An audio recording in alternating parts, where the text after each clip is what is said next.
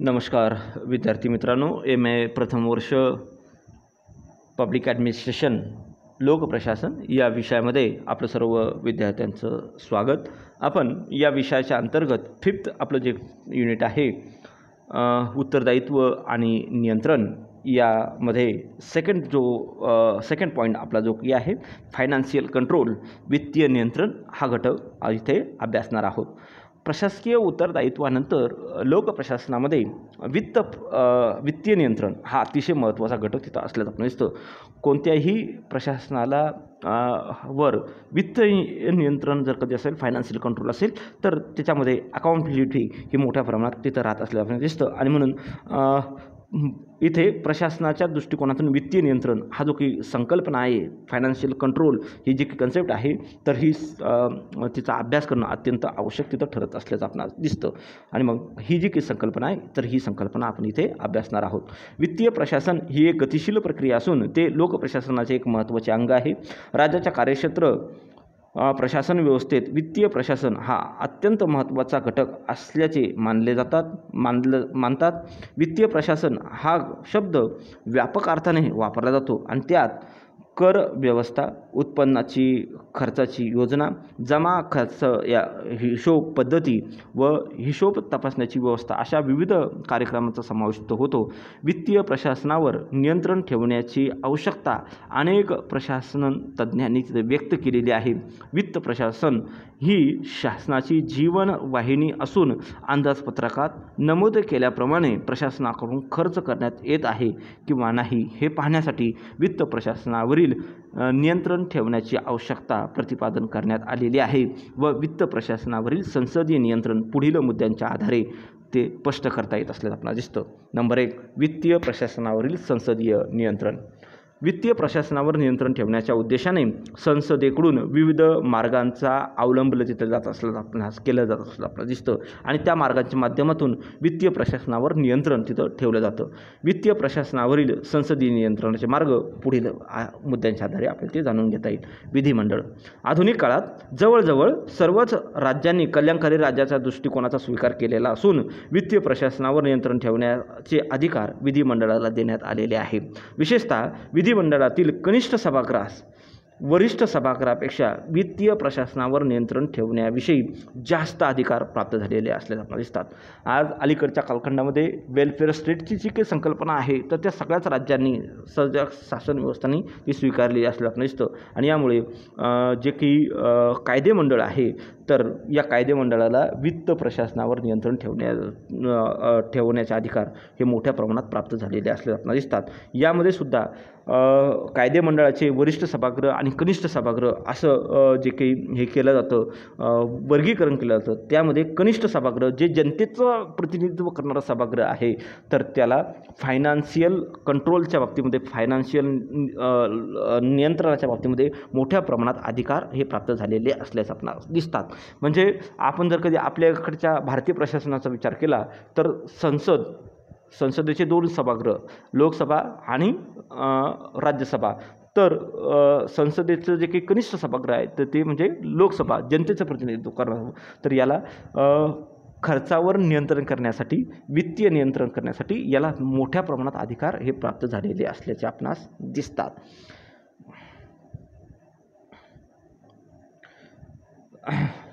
विधिमंडळातील कनिष्ठ सभागृहास वरिष्ठ सभागृहापेक्षा वित्तीय प्रशासनावर नियंत्रण ठेवण्याविषयी जास्त अधिकार प्रदान केलेले आहेत. तयार करण्यात आलेले अर्थविधेयक सर्वप्रथम कनिष्ठ सभागृहात मांडले जाते. त्या विधेयकावर सत्ताधारी आणि विरोधी पक्षाचे प्रतिनिधी सविस्तर चर्चा करतात. करवाढ, कर कपात, आर्थिक तरतुदी याविषयी महत्त्वपूर्ण निर्णय विधिमंडळात घेतले जातात. संबंधित विधेयकाला विधिमंडळाने मंजुरी दिल्यावरच अंदाजपत्रकाची कार्यवाही तिथं होते. थोडक्यात अंदाजपत्रकावर साधक बाधक चर्चा विधिमंडळात होत असते. वित्ताचा उपलब्ध असलेल्या पैशाचा योग्य वापर व्हावा व कोणत्या दृष्टीने पैशाचा दुरुपयोग होऊ नये या दृष्टीने विधिमंडळाच्या माध्यमातून वित्तीय नियंत्रण तिथं ठेवले जात असल्याचं आपणास दिसतं. आणि यामध्ये कनिष्ठ सभागृहाची भूमिका ही अत्यंत महत्त्वाची आहे. कारण की जे काही धनविधेयक असतं तर ते कधीही कनिष्ठ सभागृहामध्ये ते मांडलं जात असल्याचं आपल्याला दिसतं. त्याच्या बाबतीमध्ये कनिष्ठ सभागृहाला मोठ्या प्रमाणात अधिकार तिथं प्राप्त होत असल्याचे आपल्याला दिसतात. आणि मग कर कपात असेल, करवाढ असेल, आर्थिक तरतुदी असेल तर ते सगळे विधेयकं हे या धनविधेयकातून तिथे जातात आणि याला त्याच्यावर साधक बाधक चर्चा होते. याचा एकच उद्देश असतो की जो काही जनतेचा पैसा आहे तर त्या पैशाचा विनियोग योग्य प्रमाणात व्हावा, त्याचा कोणताही दुरुपयोग तिथे होता कामा नये. आणि म्हणून यासाठी विधिमंडळाद्वारे इथे त्याच्यावर नियंत्रण तिथं ठेवलं जात असल्याचं आपणास दिसतं. नंबर 2, कार्यकारी मंडळ. अंदाजपत्रक तयार करणे, त्याला विधिमंडळाची मंजुरी घेणे, मंजूर झालेल्या अंदाजपत्रकाची अंमलबजावणी करणे, आर्थिक प्रशासनावर नियंत्रण ठेवणे इत्यादी कार्य कार्यकारी मंडळाकडून तिथं होत असल्याचं आपल्याला दिसतात. विशेषतः अर्थ खात्याकडून हे कार्य तिथं मोठ्या प्रमाणात केले जात असल्याचं आपल्याला दिसतं. कार्यकारी मंडळ जे की शासनाचे जे की 3 अंग आहेत, कार्यकारी मंडळ, कायदे मंडळ आणि न्यायमंडळ, तर त्यामध्ये अंदाजपत्रक तयार करणे, त्या अंदाजपत्रकाला विधिमंडळाची मंजुरी घेणे, मंजूर झाल्या अंदाजपत्रकाची अंमलबजावणी करणे, आर्थिक प्रशासनावर नियंत्रण ठेवणे हे कार्य कार्यकारी मंडळाकडून मोठ्या प्रमाणात होत असल्याचं आपल्याला दिसतं. विशेषतः अर्थ खात्याकडून हे कार्य मोठ्या प्रमाणात केले जात असल्याचं आपल्याला दिसतं. भारतात अर्थ खात्याने तर इंग्लंडमध्ये ट्रेझरी आर्थिक प्रशासनाची कार्य तिथं करत असल्याचं आपल्याला दिसतात. कार्यकारी मंडळात जनतेने निवडून दिलेले प्रतिनिधी असल्याने हे प्रतिनिधी वित्तीय प्रशासनावर वेगवेगळ्या माध्यमातून तिथं नियंत्रण ठेवण्याचं काम तिथं करत असल्याचं आपल्याला दिसतं. आणि म्हणून कार्यकारी मंडळ हे सुद्धा वित्त प्रशासनावर नियंत्रण ठेवण्याचं एक प्रमुख माध्यम तिथं असल्याचं आपल्याला दिसतं. नंबर 3, अर्थ खाते किंवा राजकोष. वित्त प्रशासनावर नियंत्रण ठेवण्याचे कार्य अर्थ खाते व राजकोष यांच्या माध्यमातून सुरू असते. सरकारचा पैसा योग्य प्रकारे खर्च होतो आहे की नाही हे पाहण्याचे कार्य अर्थ खात्याच्या माध्यमातून होत असते. अर्थ खाते सर्वच खात्यांच्या आर्थिक व्यवहारावर नियंत्रण ठेवत असते. कर वसूल करणे, पैशाची योग्य वाटप करणे, अतिरिक्त पैशाची उत्पादक कार्यासाठी तरतूद करणे, अशा विविध कार्यांच्या माध्यमातून अर्थ खाते वित्त प्रशासनावर नियंत्रण ठेवते. थोडक्यात अर्थ खाते संसदेच्या कार्यक्षेत्राचाच एक भाग असून वित्तीय प्रशासनावर नियंत्रण ठेवण्याचे कार्य या खात्याच्या माध्यमातून तो होत असल्याचं आपल्याला दिसतं. आणि म्हणून अर्थ खातं आणि राजकोष याच्या माध्यमातून वित्त प्रशासनावर नियंत्रण ठेवण्याचं काम तिथं मोठ्या प्रमाणात होत असल्याचं आपल्याला दिसतं. नंबर 4, हिशोब विभाग. सार्वजनिक पैशाचा विनियोग योग्य प्रकारे होण्यासाठी हिशोब व्यवस्था ठेवली जाते. प्रत्येक खात्याकडून मंजूर झालेल्या रकमेचा खर्च योग्य कारणांसाठी होतो किंवा नाही हे पाहिले जाते. खाते प्रमुखाकडून पैशाचा गैरवापर होतोय की काय हे पाहिले जाते. भारतात महालेखा परीक्षेच्या नियंत्रणाखाली हिशोब व्यवस्था व हिशोब तपासणी या विषयीचे कार्य तिथं चालत असल्याचं आपण दिसतं. आपल्याकडे अकाउंट सेक्शन जे काही आहे तर दिलेला पैसा शासनाने जी काही रक्कम दिलेली असेल तर ती योग्यरित्या खर्च होते आहे का, त्यामध्ये काही गैरवापर त्या पैशाचा काही केला जातो आहे का, गैरमार्गाने त्याचा वापर होतो आहे का, तर हे तपासण्याचं काम हे अकाउंट सेक्शन तिथं करत असतं. भारताचा महालेखा परीक्षक यांच्या नियंत्रणाखाली हिशोब व्यवस्था, हिशोब तपासणीचं काम तिथं होत असल्याचं आपल्याला दिसतं. नंबर 5, संसदीय समित्या. वित्तीय प्रशासनावर नियंत्रण ठेवण्यासाठी कायदेमंडळाकडून काही विशेष समित्या नेमण्यात आलेल्या आहेत. या समित्यांच्या माध्यमातून वित्तीय प्रशासनावर नियंत्रण ठेवण्यात येते. भारतात लोकलेखा समिती, अनुमान समिती व अंदाजपत्रक समिती अशा 2 समित्या वित्तीय प्रशासनावर नियंत्रण ठेवण्याचे काम तिथं करत असल्याचं दिसतात. संसदीय ज्या काही विविध समित्या आहेत तर त्या समित्यांच्या माध्यमातून सुद्धा वित्तीय प्रशासनावर नियंत्रण ठेवण्याचं काम करत असतात. भारतामध्ये लोकलेखा समिती असेल, अंदाजपत्रक समिती असेल किंवा अनुमान समिती असेल, या समितीच्या माध्यमातून वित्त प्रशासनावर नियंत्रण ठेवण्याचं काम हे मोठ्या प्रमाणात होत असल्याचं आपल्याला दिसतात. त्यानंतर आपण बघणार आहोत वित्त प्रशासनावर नियंत्रण ठेवणाऱ्या संसदीय समित्या. आर्थिक प्रशासनावर व वित्त प्रशासनावर नियंत्रण ठेवण्यासाठी संसदेमार्फत काही समित्या नियुक्त करण्यात आलेल्या आहेत. आधुनिक काळात सर्व राज्यांनी कल्याणकारी राज्य या संकल्पनेचा तात्विक आणि व्यावहारिक स्वीकार केलेला असल्याने शासनाची कार्य व्यापक बनलेली आहेत. शासनाच्या आर्थिक व्यवहारांच्या व्याप्तीत वाढ झाली व त्यावर नियंत्रण ठेवण्याची आवश्यकता प्रकर्षाने भासू लागली. केंद्र शासनामार्फत विविध खात्यावर जो सार्वजनिक पैसा खर्च होतो त्यावर आर्थिक नियंत्रण ठेवण्याच्या दृष्टीने संसदेवर मर्यादा आणल्या. शासनाच्या आर्थिक कार्यावर नियंत्रण ठेवण्याच्या दृष्टिकोनातून लोकलेखा समिती, अनुमान समिती या 2 समित्यांची स्थापना करण्यात आली. भारतातील आर्थिक संसदीय समित्यांची माहिती पुढील मुद्द्यांच्या आधारे आपल्याला तिथं जाणून घेता येईल. पहिल्यात जे काही संसदीय वित्त प्रशासनावर नियंत्रण ठेवण्यासाठी ज्या समित्या इथं निर्माण केल्या गेल्या आणि त्या समित्यांच्या माध्यमातून वित्त प्रशासनावर नियंत्रण ठेवण्याचं काम केलं होतं, त्यामध्ये पहिली जी काही समिती आहे तर ती लोकलेखा समिती. लोकलेखा समिती सार्वजनिक लेखा समिती असं या नावाने तिला ओळखलं जातं. भारतात 1923 साली प्रशासनाच्या आर्थिक व्यवहारावर नियंत्रण ठेवण्याच्या उद्देशाने सार्वजनिक हिशोब समितीची स्थापना करण्यात आली. या समितीत कार्यकारी मंडळाचा 1 सदस्य घेतला जात होता. कार्यकारी मंडळातील 1 सदस्याची नियुक्ती होत असल्याने प्रशासनाच्या आर्थिक कार्यपद्धतीवर कोणत्याही प्रकारची टीका टिप्पणी करता येत नसल्याने लोकलेखा समिती खऱ्या अर्थाने संसदीय समिती नव्हती. अर्थ खात्यामधून 1 सदस्याची नियुक्ती करण्यात येत असल्याने समितीच्या कार्यावर दडपण आणि नियंत्रण येत असे. मात्र 1950 साली राज्यघटनेचा व्यावहारिक स्वीकार केल्यानंतर लोकलेखा समितीला खऱ्या अर्थाने संसदीय स्वरूप तिथं देण्यात आले आणि याचं मुख्य कारण म्हणजे या समितीत शासनाच्या एकही सदस्यांचा समावेश करण्यात आला नाही. लोकलेखा समितीची रचना पुढील मुद्द्याच्या आधारे. लोकलेखा समितीची जी की निर्मिती आहे तर ही ब्रिटिश कालखंडामध्ये झालेली आहे. 1930मध्ये प्रशासनाच्या आर्थिक व्यवहार नियंत्रण ठेवण्यासाठीच्या उद्देशाने सार्वजनिक हिशोब समितीची स्थापना तिथं करण्यात आली. परंतु ही जी काही समिती होती तर यामध्ये फक्त हा जो काही कार्यकारी किंवा कायदेमंडळातील 1 सदस्य आणि इतर सदस्य या इतर अर्थ खात्यातून वगैरे असे जे काही होते, परंतु त्याला खऱ्या अर्थानं तिथं त्या समितीला काम तिथं करता येत नव्हतं.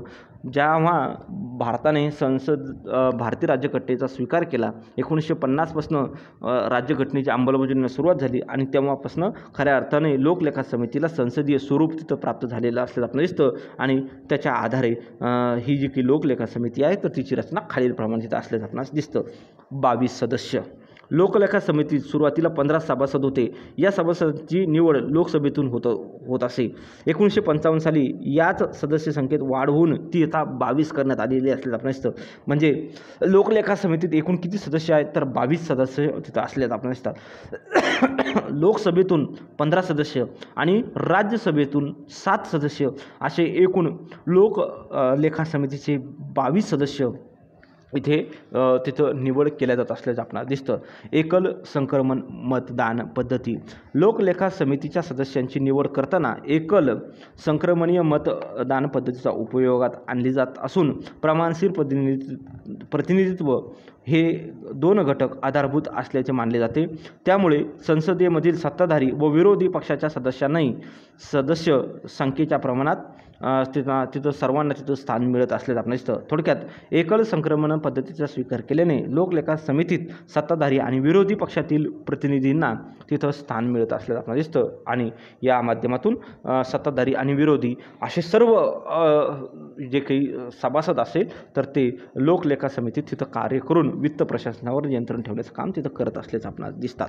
भारतामध्ये लोकलेखा समितीचा जो काही अध्यक्षपद आहे तर तो विरोधी पक्षाच्या नेत्याकडे असा एक प्रघात तिथे निर्माण करण्यात आलेला आहे आणि यामुळे हा जो काही विरोधी पक्ष आहे तर तो सरकारच्या वित्तावर मोठ्या प्रमाणाचं नियंत्रण ठेवण्याचं काम तिथं करत असल्याचं आपल्याला दिसतं.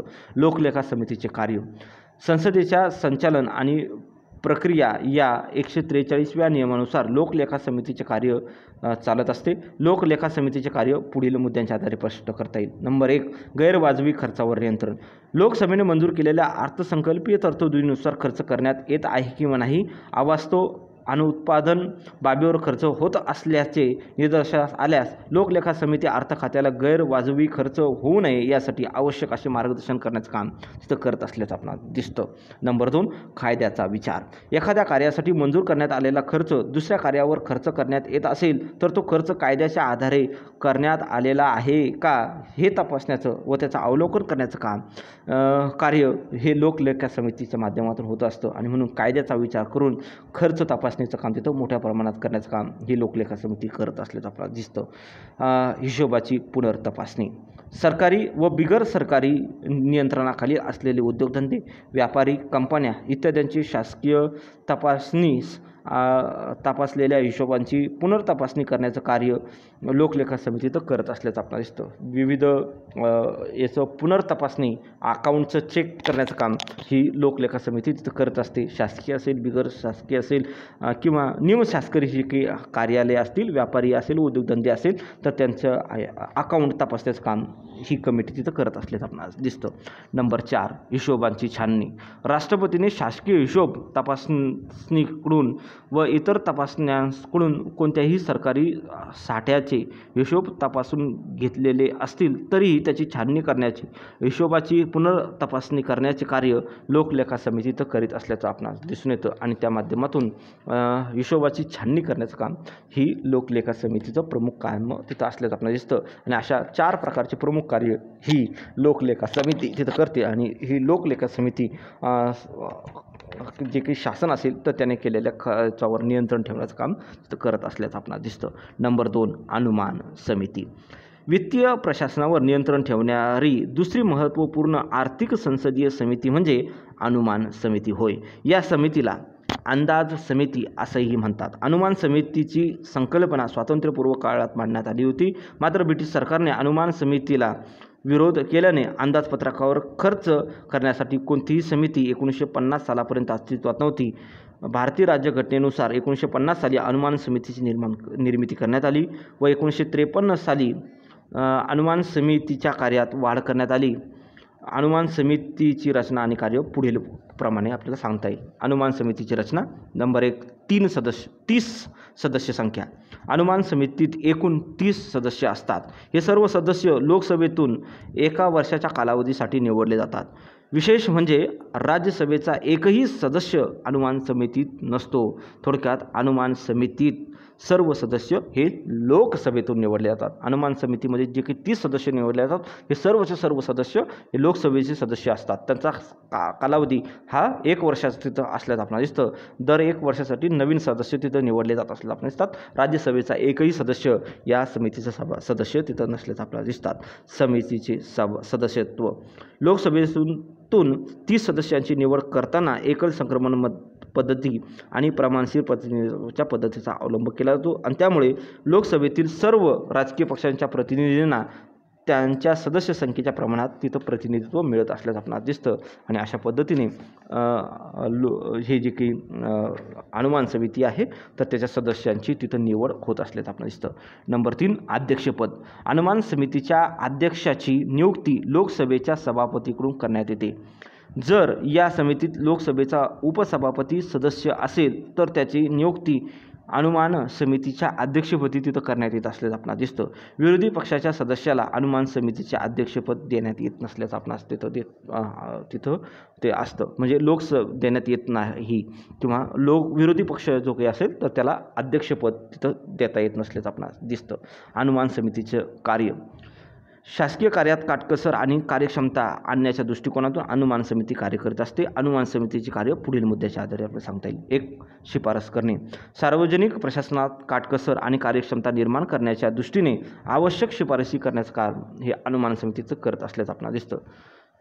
मोठ्या प्रमाणामध्ये शिफारस करण्याचं काम, काटकसर आणि कार्यक्षमता वाढवण्यासाठी ही समिती शिफारस करण्याचं काम तिथं करत असल्याचं आपल्याला दिसतं. नंबर 2, कार्यक्षमता वाढवण्याचा प्रयत्न. अंदाजपत्रकातील धोरणाशी अनुकूल राहून सरकारी यंत्रणेत काही सुधारणा सुचवून प्रशासनाची कार्यक्षमता वाढवण्याचा प्रयत्न करण्याच्या दृष्टिकोनातून योग्य अशा शिफारशी करण्याचं कार्य अनुमान समिती तिथं करते. खर्चावर नियंत्रण. नंबर 3, अंदाजपत्रकातील तरतुदीनुसार पैसा योग्यरित्या प्रत्येक कामावर खर्च होतो आहे की नाही हे पाहण्याचं कार्य, खर्चावर नियंत्रण ठेवण्याचे कार्य अनुमान समितीचं करीत असल्याचं आपल्याला दिसतं आणि या माध्यमातून अशा घटकांच्या तत्वांच्या माध्यमातून ही जी काही अनुमान समिती आहे तर ती आपलं तिथं कार्य तिथं ती पार पाडत असल्याचं आपल्याला दिसतं. आणि इथे आपला जो काही वित्तीय नियंत्रण हा जो काही घटक आहे तर तो इथे संपलेला आहे. पुढच्या याच्या तासामध्ये जनसंपर्क, पब्लिक रिलेशन हा जो काही घटक आपला उर्वरित घटक आहे तर तो आपण पुढच्या तासामध्ये तो अभ्यासूया. ठीक आहे, तर आपण इथे थांबूया. थँक्यू.